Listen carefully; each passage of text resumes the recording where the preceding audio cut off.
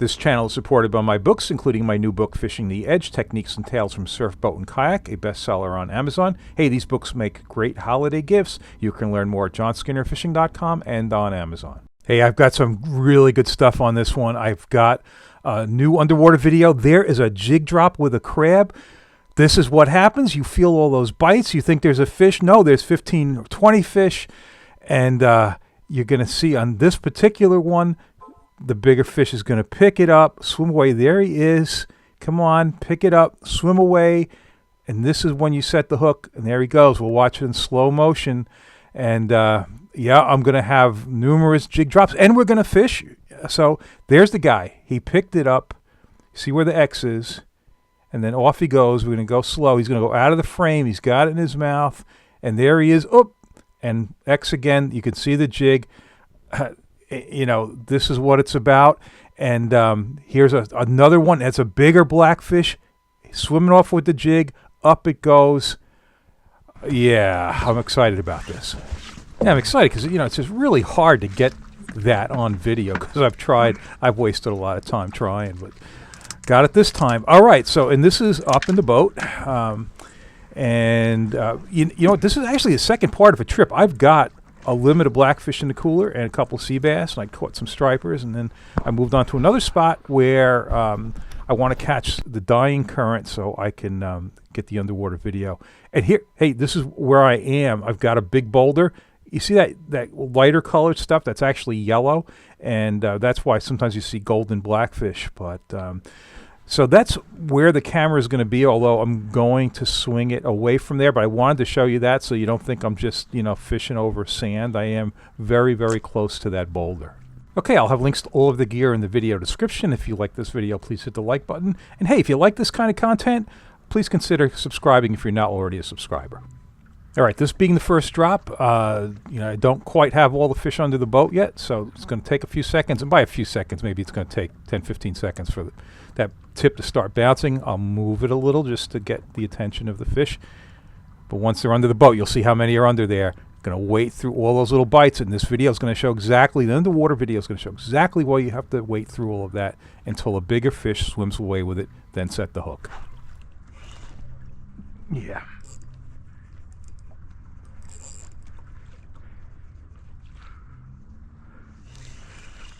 First drop on this rock. Nice. Nice keeper.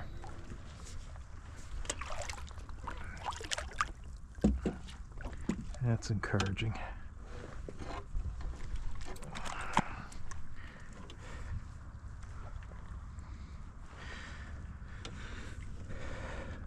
Yeah, I didn't come here because tide wasn't right. Yeah, I'm referring to the part of the trip that came before this where I did get fish in the cooler.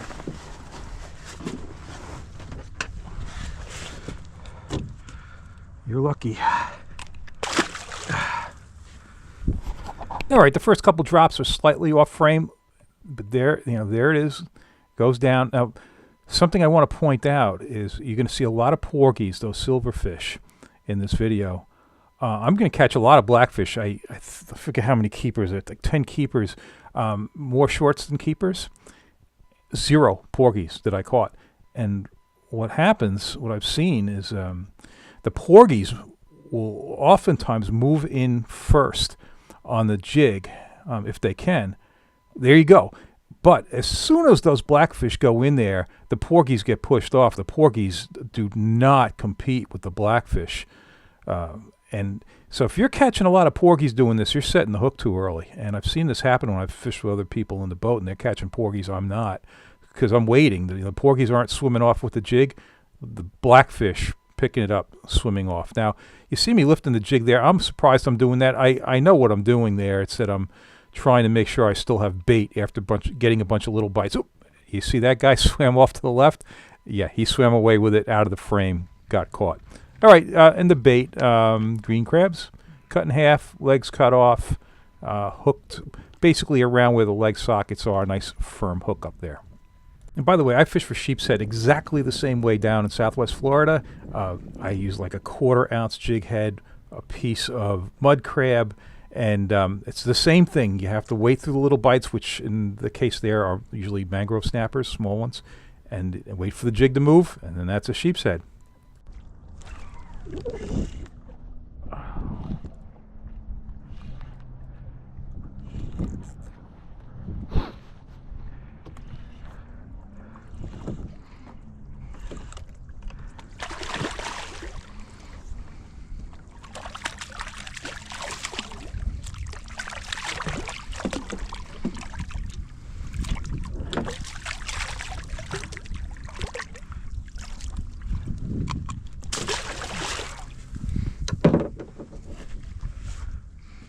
Now look how many fish are following it to the bottom. Remarkable. Now, I know you're seeing a lot of blackfish in there, and you think, well, you know, how am I not hooking up with one? Those are small blackfish. The reason I know they're small is because I can compare them to the porgy size. Now, these are big porgies. You know, they're probably 12 to 14 inches. I know they're good-sized porgies here. But, yeah, when you compare the blackfish to the porgies, the blackfish, these, you know, they're similar size. So a lot of these are smaller blackfish. We will see some better ones go in there, and those are the ones, if you wait, those are the ones that will swim off with the jig, and you'll catch them.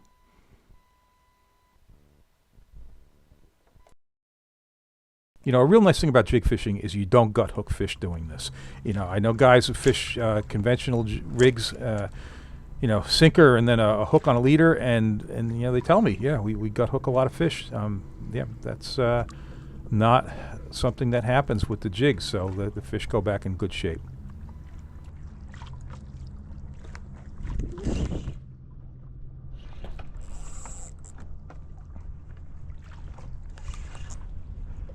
Well, you talk about sitting on it. That's what he was doing. I think this would be a pretty good fish. Yeah.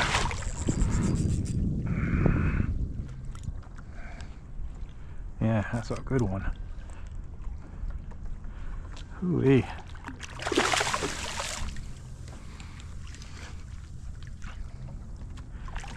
Oh, look at this. That's a good one. And that's a 3/4 ounce jig, 10-pound main line, 30 liter.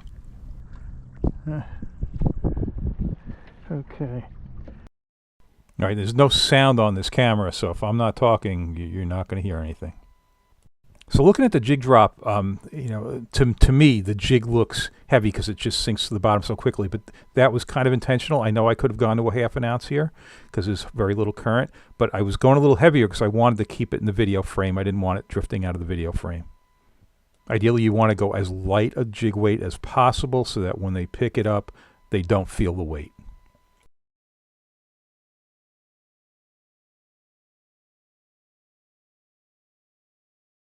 So there's going to be a surprise. There is a surprise fish in this video frame. You don't see him. This is going to be interesting.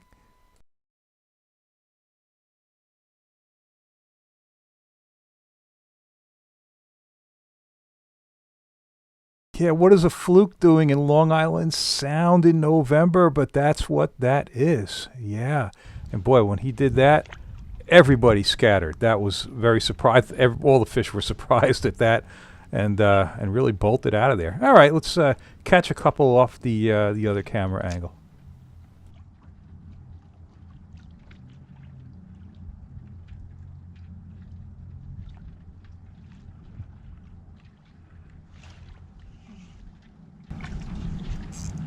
Come on, out of there.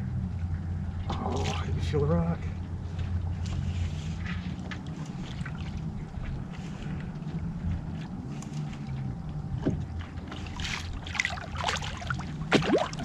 Keepers now.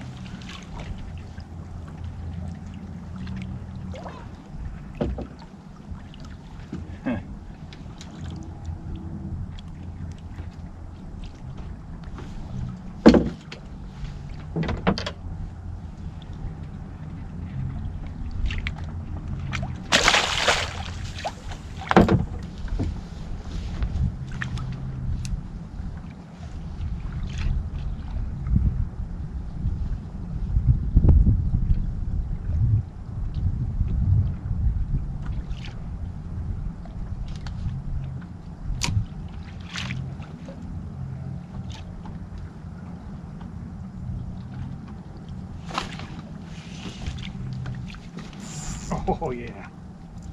Oh. Ooh. Huh.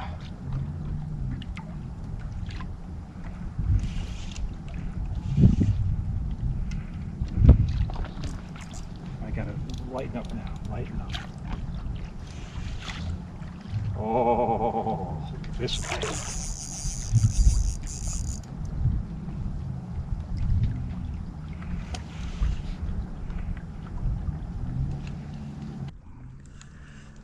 Wow.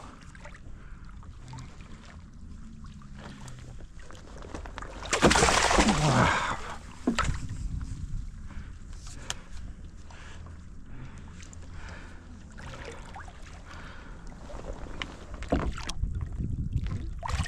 Oh. Here's the pool fish of the day, huh? Right there.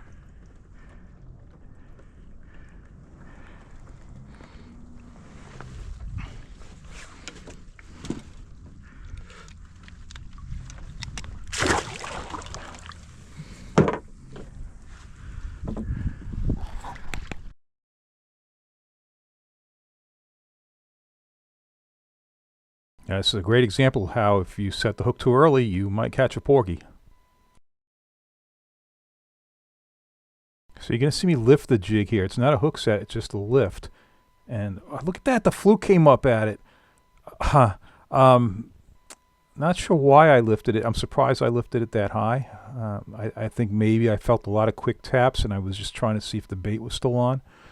But yeah, it's just amazing. Those porgies were on it, but then the blackfish just box them right out of there.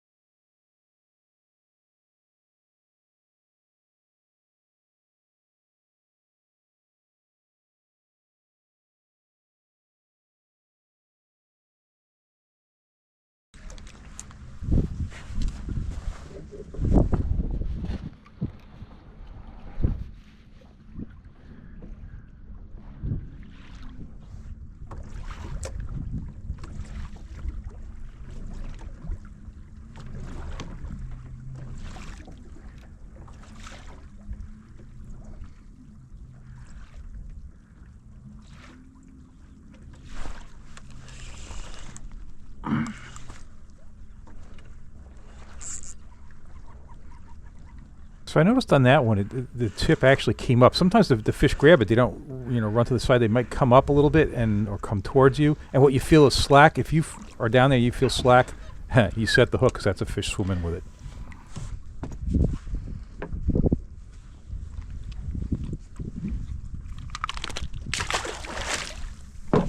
Yeah, this is that one I led into the video with. You can see there's a couple of bigger blackfish back there. And it's one of those guys that he's just up in the frame there for a second.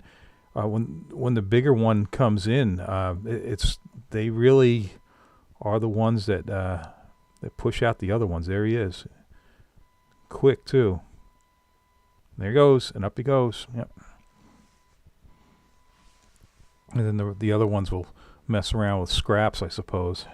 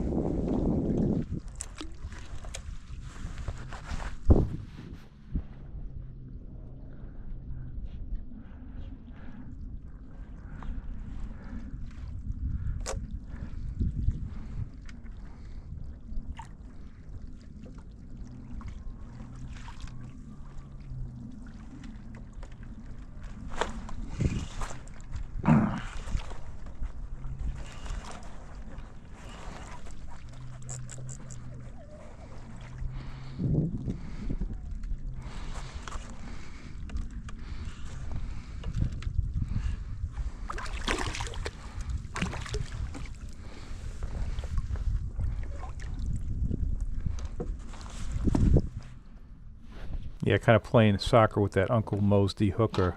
Yeah, I know I plug these like every other video. I didn't use de-hookers for so long, and yeah, John Halke's got me using these things, and yeah, they're like 3 for $18. There's a link in the video description. Just something about them. I don't know whether it's the length or the handle. Yeah, they just work really well. And on the Blackfish, it seems to work best if you can grab the jig. You don't have to, but that works well. Hey, there's that fluke, also known as a flounder in many places. Look at how he's just sitting on the sand wave, kind of watching the action.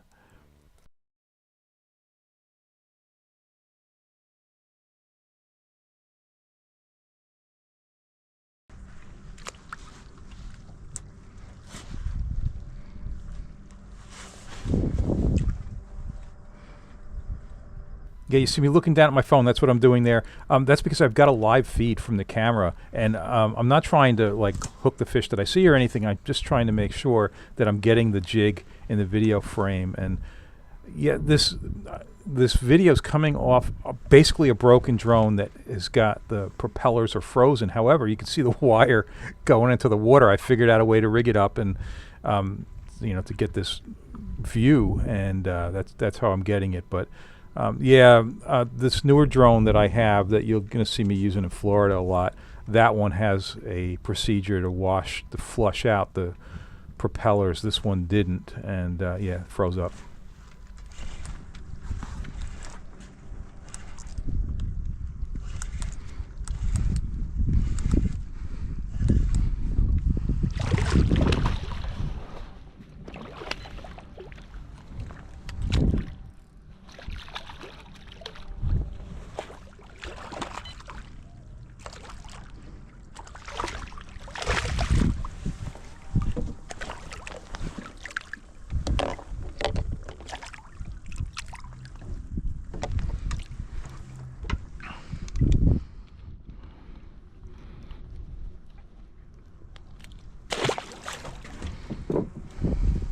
All right, gonna hook one of the bigger ones on this one. You're gonna get to see that.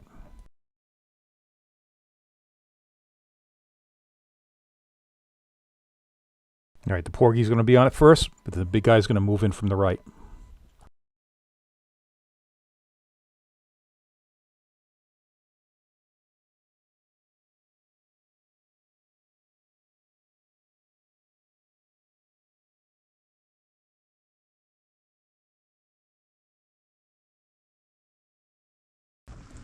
Okay, last drop.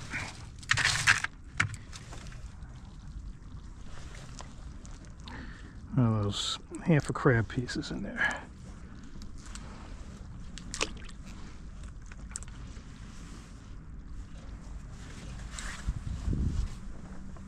All right, so the current has swung the boat around, so now the rock is in more of a problematic location for hooking a big fish.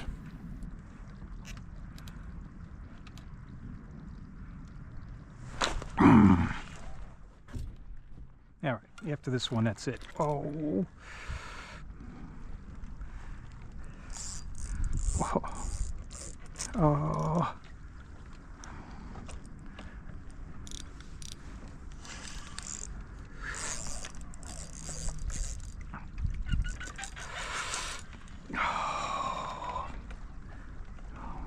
Surprised nothing broke.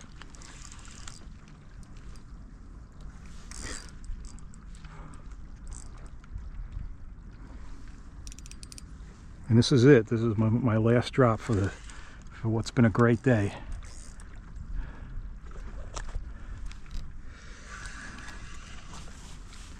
Oh yeah. Surprised I got him out of there. Nice. All right, that's it. Put it in the books.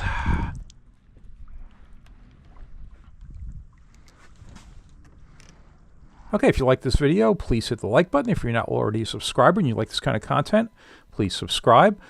Check out my Salt Strong links over to my new Northeast Fishing message board. Those are in the video description. And don't forget my books, including my new book, Fishing the Edge, Techniques and Tales from Surfboat and Kayak, available at johnskinnerfishing.com and on Amazon.